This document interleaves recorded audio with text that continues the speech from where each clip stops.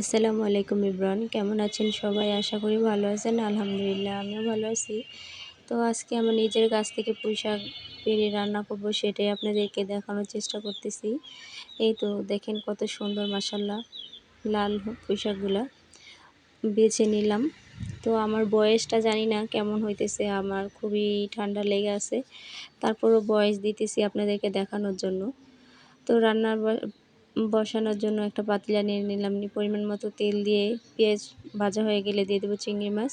চিংড়ি মাছটা ভাজানো হয়ে গেলে তারপর দিয়ে দেবো একটা আলু। আলু ছাড়া আমার কাছে পুঁইশাক ভালোই লাগে না। তারপর আমি একটা আলু দিয়ে নিলাম, দিয়ে কষানো হয়ে গেলে দিয়ে দেবো পুঁইশাকগুলা দিয়ে আবার কষানোর জন্য ভালো করে ঢাকনাটা ডেকে দিলাম। এই তো কষানো হয়ে গেছে, হয়ে পরিমাণ মতো আমি একটু পানি দিয়ে দেবো। পানি দিয়ে ঢাকনাটা আবার ডেকে দেবো, যাতে এটা তাড়াতাড়ি সুন্দর করে হয়ে যায়। এই যে দেখেন কত সুন্দর একটা লুক চলে আসছে।